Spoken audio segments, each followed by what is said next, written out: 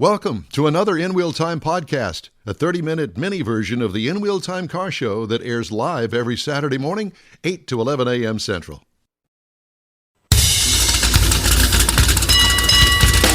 You've got the award-winning In Wheel Time car talk show. Coming up, we're going to talk to some folks about all sorts of good things. God.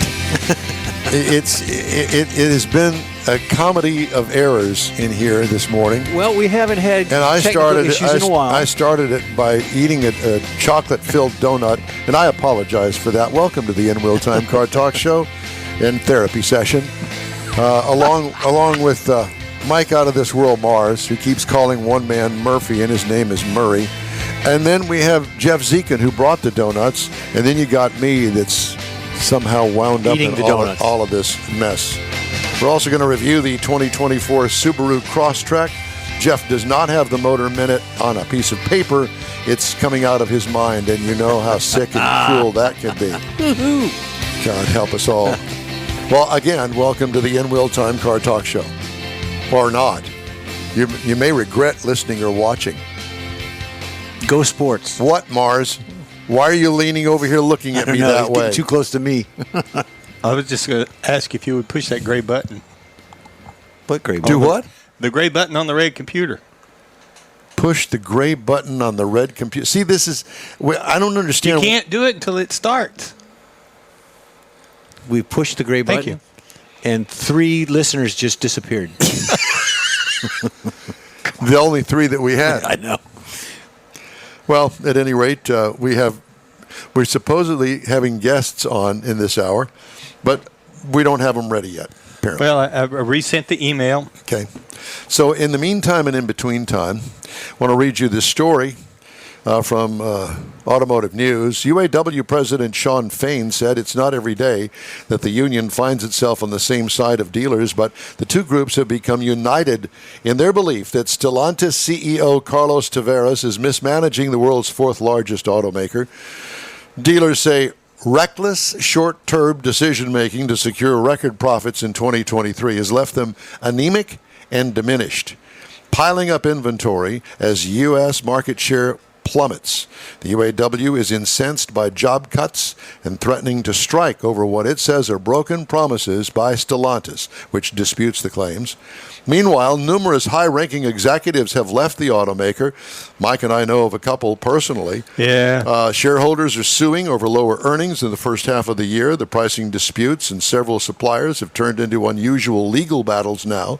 The unrest comes as Stellantis presses forward with an electric vehicle offensive that is both costly and uncertain. Multiple EVs are slated to reach dealerships in the months ahead, but Stellantis retailers are still having a tough time clearing inventory from the previous model year. Quote, "It's time to turn production back on and start selling our way back to a respectable market share," the Stellantis National Dealer Council wrote in September's 10th newsletter, criticizing Tavares' leadership and compensation that jumped nearly 60% last year. On a similar note, an Italian judge has seized assets worth around $84 million from 5 people, including Stellantis and Ferrari chair John Elkann, as part of an investigation into alleged tax fraud, according to prosecutors yesterday. How much was it that they... $84 million is what, million. yeah, and that's just the tip of the iceberg. Wow. It's a big mess over there. And I worry that the whole thing is going to implode and put thousands, tens of thousands of people out of work. Let's hope that does not happen, but it's not looking really good. Yeah, when big companies like that go to those kind of extremes, so the little guys, it does filter down, because you talk about when you start taking out the North American president and you start filtering all that down. And hitting it with money.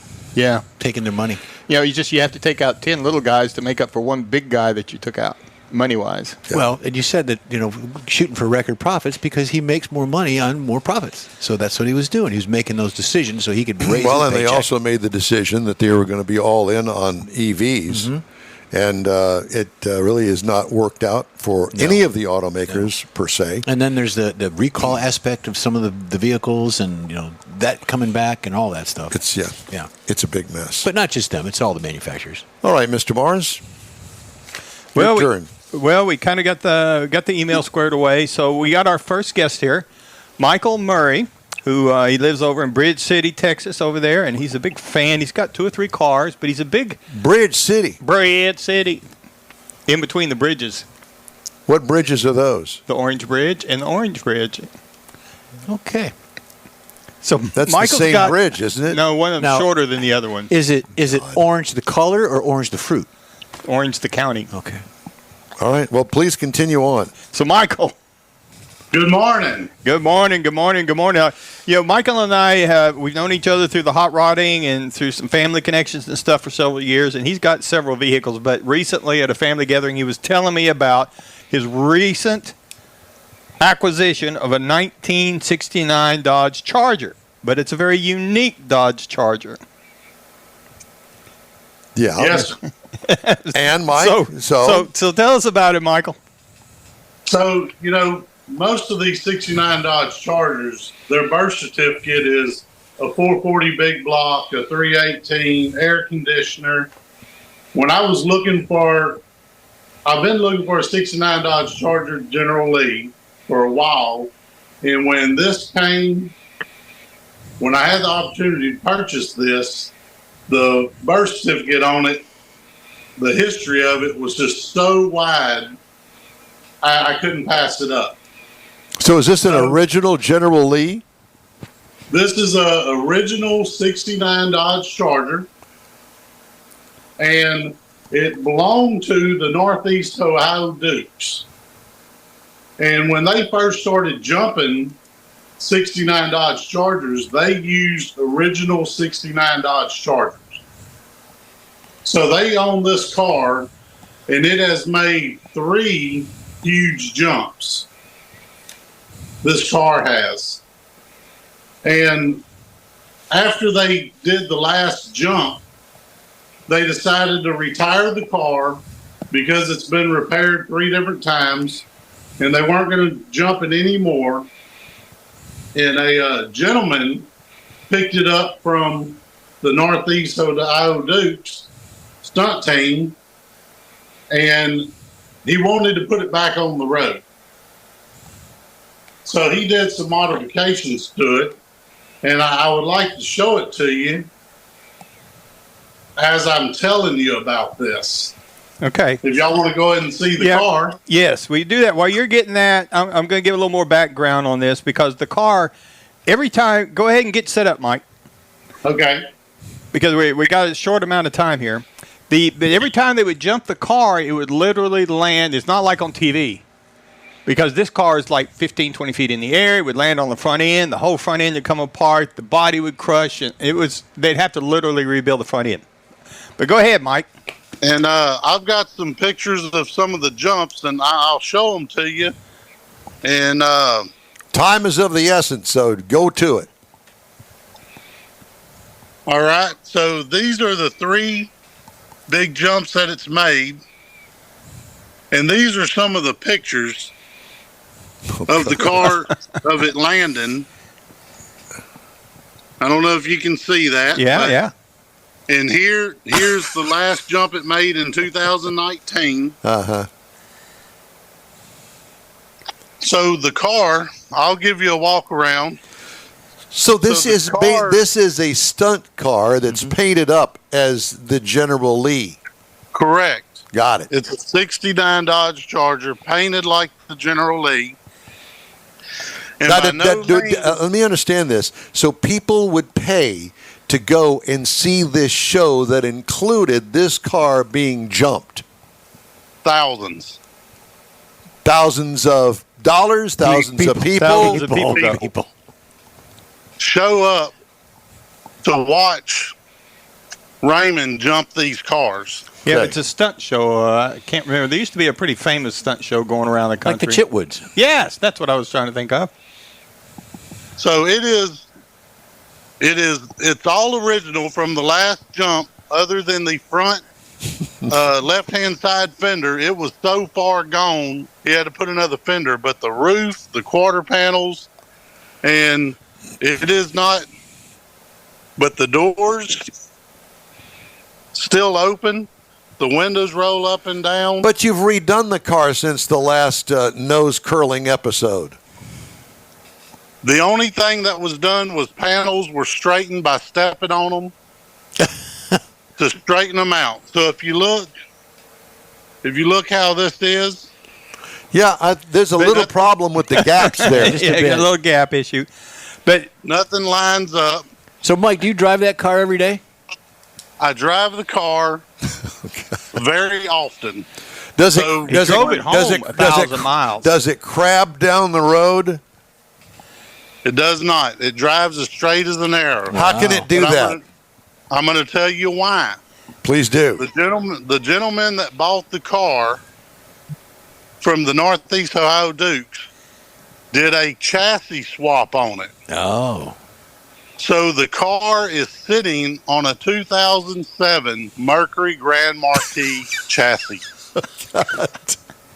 So if you see this dash, I mean, it looks like a 69 Charger dash. It's tan. But if you look inside, these seats are Mercury Grand Marquis seats.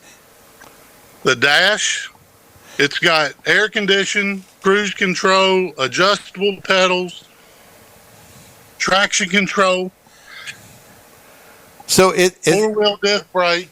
So in other words, it's got the Grand Marquis interior, is what you're telling me? It does. It has the Grand Marquis seat, dash, and it also has the 4.6 Grand Marquis engine.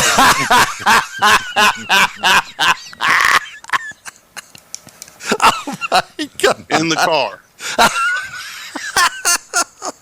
so Have you pulled it into a Dodge dealership and asked for a front end alignment or anything? I have not. But didn't you get you had an interaction with someone on the way driving that thing home that 1,000 miles, eh? I did. The Georgia State Patrol. Malia, did they pull you over because of the gaps? Sir, the gaps in the front end are a little bit wide. You're going to have to pull you over. We're going to make a wind noise. Yeah, so the story about getting the car real quick, I was going to have the car shipped. And the guy kept telling me, drive it. It will make it. Well, I purchased this car in Beaufort, South Carolina. Sure. Good God. And I was hesitant on driving the car because I don't know the car. Uh-huh. So I asked my 75-year-old Nobody knows the dad- car. The car doesn't even know the car. I asked my dad, I said, you want to take a road trip? He said, sure. We headed off to Beaufort, South Carolina, and I picked up the car in Beaufort, South Carolina, and we headed an hour north to North Carolina, and then I drove it from North Carolina all the way to Bridge City, Texas. Now, let me see. It was- Now, let me understand this. So you were in South Carolina, then you drove north, I don't know why, to drive back south again to come home. You had to go pick up the car in North. Oh, I see. All right. The car was in a North little Carolina. Strip out of it, Uh-huh. going to pick up the car. Okay. The car was in South Carolina, Beaufort, and we were making a trip, so we headed an hour north from Beaufort, South Carolina, which put us in North Carolina.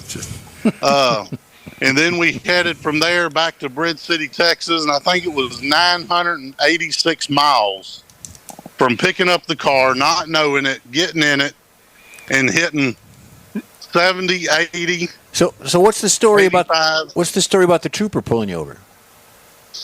So I figured the gentleman that sold me the car had to keep his license plates.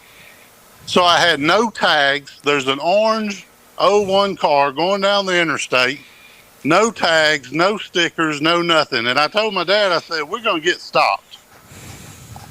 And sure enough, I was going through Georgia, and he pulled me over because they didn't have no license plates. But of course, I had all the proper paperwork, bill of sale where I just bought it. And he said, I had to pull you over because we have so much history with the Dukes of Hazzard.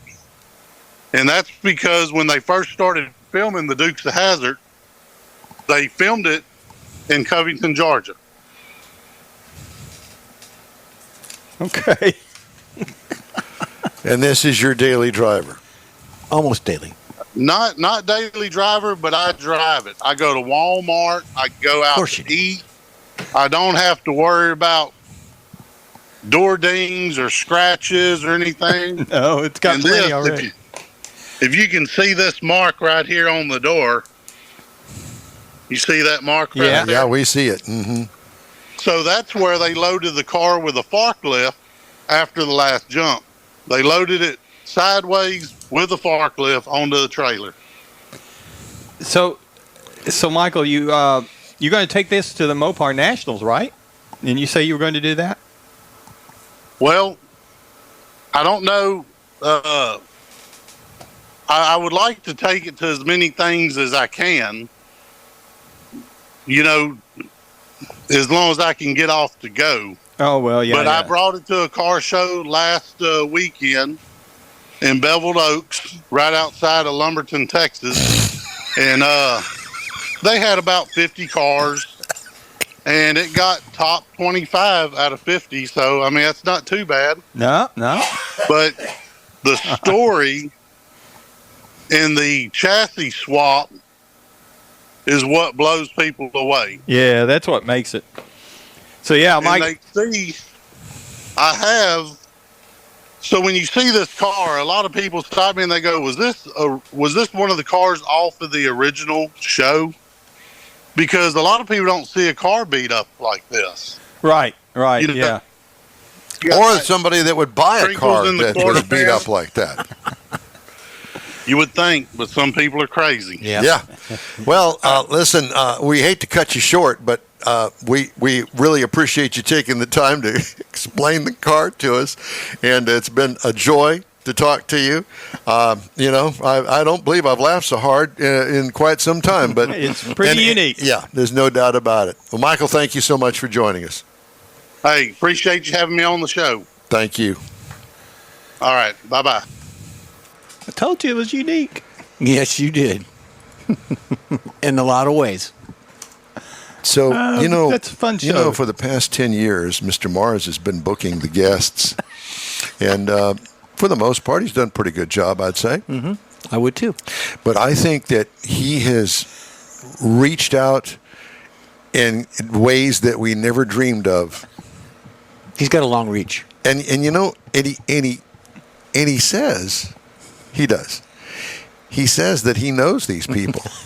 Well, but you have to understand, for everybody that's listening that doesn't know, that Mars lives in a place called Nederland, yes. Texas. Not Colorado, but do Texas. you know where Nederland is? It's over there. Uh-huh. Yeah. It's east. Yeah. It's just this side of Louisiana. About 5 miles. But I will tell you this, just to take it a step further. Michael and I, like I said, I met him hot rodding and stuff like that. But my youngest daughter was married to his little brother. Oh, there you go. Oh, Lord. That's why you started out the conversation. You know what? I really don't think that we need to get into the just trying to share a little bit We here. don't need to get into the family lineage. We're going to be taking blood tests for the next guest. Well, yeah, we're not related to him. I think that somewhere along the lines there's going to be Uncle Eddie in this. Cousin Eddie, that's what it is. Hey, wanted to remind you that you can catch the In Wheel Time show. I was going to say Car Talk, but I don't even know anymore. 24/7 through the iHeartRadio app. Just look for In Wheel Time Car Talk. We also video stream our live 2-hour weekly show on Facebook, YouTube, and InWheelTime.com. And podcasts. Oh, yes, we have them. They're available from your favorite podcast provider. Get a laugh. The In Wheel Time Car Talk show continues right after this quick break. The original group of Lupe Tortilla restaurants will have you telling your family and friends just what the original recipe means when it comes to the best fajitas in Southeast Texas. Founder Stan Holt invites you to visit the first Lupe Tortilla near I-10 and Highway 6. Here is the original house that inspired the design of all the rest and the original charm that helped make Lupe Tortilla the go-to destination for Houston Tex-Mex. Nothing can compete with the original lime pepper marinade that everyone will agree makes Lupe Tortilla award-winning beef fajitas the best anywhere. Lupe Tortilla Katy's and other location that gives you the same quality and service Houstonians have come to expect at Lupe's. It's located on 99 the Grand Parkway at Kingsland Boulevard in Katy. Find yourself in Aggieland? Head to the Lupe Tortilla in College Station. Located just around the corner from Kyle Field, it's a great place to enjoy those famous frozen margaritas before or after the game. Going to Louisiana, the Lupe Tortilla in Beaumont is on I-10, so you can't miss it. The original group of Lupe Tortilla restaurants has the best Tex-Mex anywhere, and you're invited anytime. Your car is a direct reflection of you, so don't be satisfied with color fade or a dingy, dull appearance. Get rid of those terrible automated car wash scratches. Gulf Coast Auto Shield is your Save the Paint company. John Gray and his team of detailing experts can help your cars finish without a full repaint. Searching for the real experts in window tint or windshield protection? Gulf Coast Auto Shield. Dash cams, radar detectors, Gulf Coast Auto Shield. Got a new car? Get that thing protected as soon as you take delivery. If you don't know which of the multitude of protection products to go with, John Gray will give you an honest opinion and won't sell you something you don't need or can't afford. John will help you understand the many options and pricing right on the spot. He's your guy to have your ride looking its best and protected too. See the state-of-the-art shop yourself. Free tours anytime. Gulf Coast Auto Shield is easy to get to, located just south of the Southwest Freeway on the Sam Houston Parkway. Gulf Coast Auto Shield, full service luxury car care today, and online at gcautoshield.com. Hey, fall's right around the corner, and the In-Wheel Time show has some remote broadcasts lined up for you, including Woody's Waterfront Car Show next weekend, next Saturday. That's where we'll be. Space City Corvette Club's big show in Stevenson Park in Friendswood. The Hemi Hideout Open House, November 9th. That's going to be good. And then, of course, Houston Autorama Thanksgiving weekend. We hope you'll stop by and say hello at the In-Wheel Time remote broadcast booth. Time now for the Motor Minute. Jeff has that. Yeah, well, like I said, I've kind of left my sheet on the printer. So, Don't tell anybody. I'm telling you what. But I was going to talk about warranties and extended warranties, and do you get them or do you let them go? And we talked this morning. Extended warranty. So you've got a 10-year, 100,000-mile warranty on your Kia, your Hyundai, and things like that. Do you buy one and extended? Why? Well, on that particular model, you probably wouldn't. But the average, if you get a 3-year 36, I recommend it. I would do it. I will do it. And I have done it before. I've done it in the past.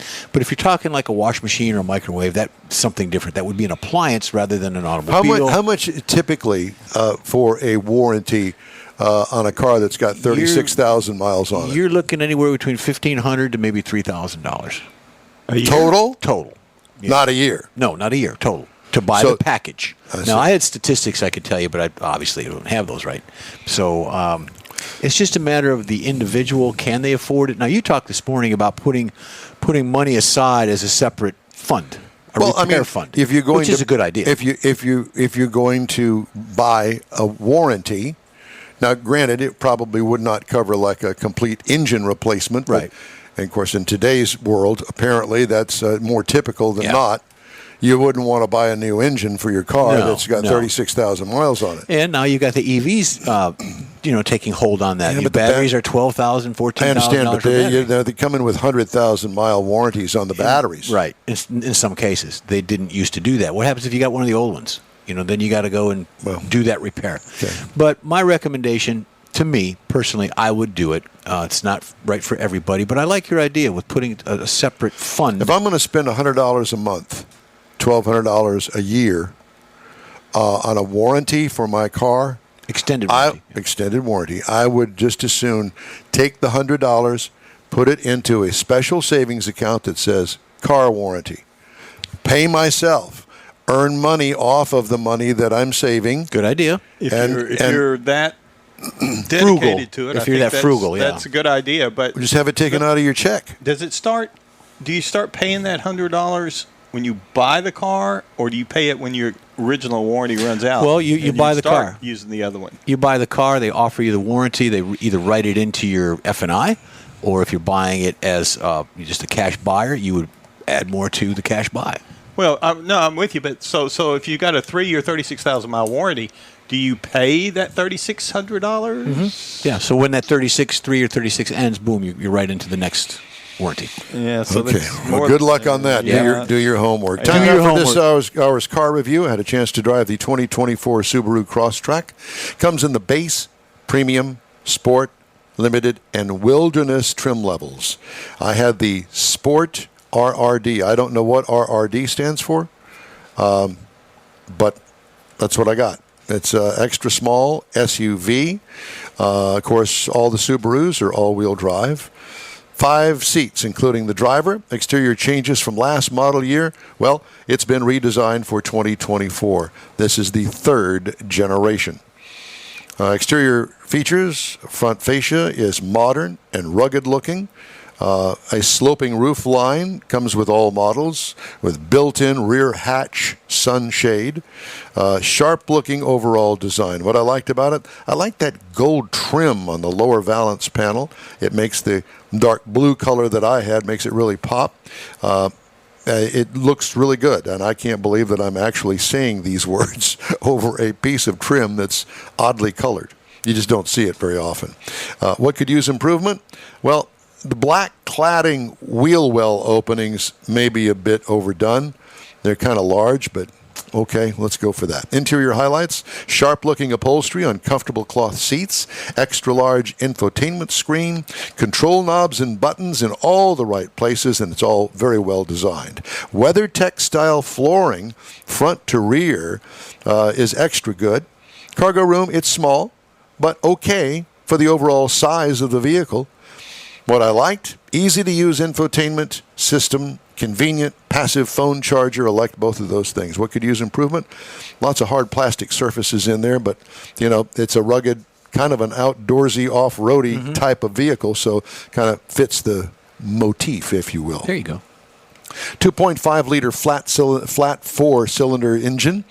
Horsepower 182. Pound-feet of torque is 178. And it goes through a CVT transmission to all 4 wheels.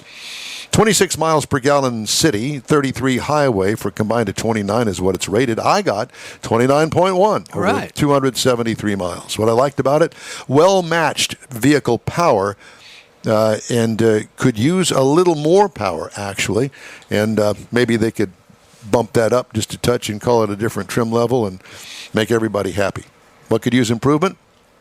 How about an optional manual transmission? It is off-road, by the way. Yeah. 5-star safety rating on this car.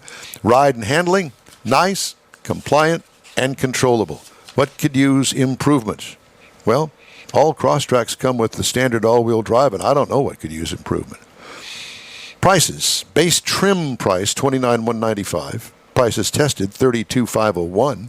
Base model price, $25,195. Yep. It competes against the Honda HR-V for $29,650, the Jeep Compass for $35,495, and the Ford Bronco Sport for $35,615. Huh.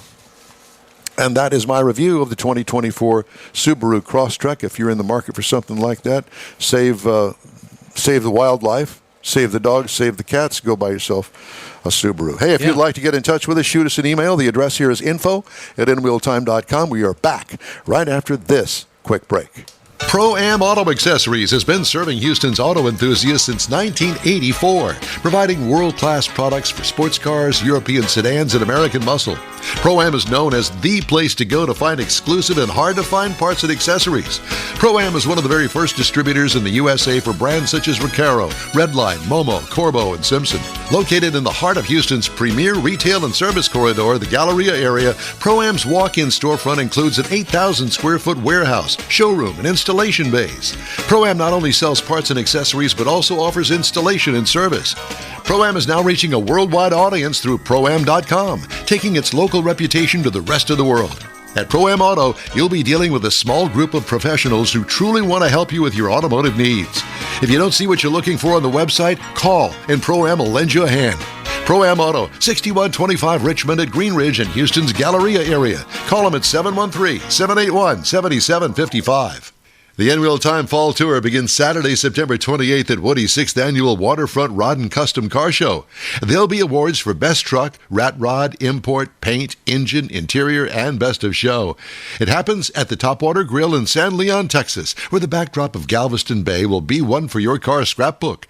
Registration is $30 per car on site. Visitors are free 8 to 4, Saturday, September 28th. It's Woody's 6th Annual Waterfront Rod and Custom Car Show at Topwater Grill in San Leon, Texas.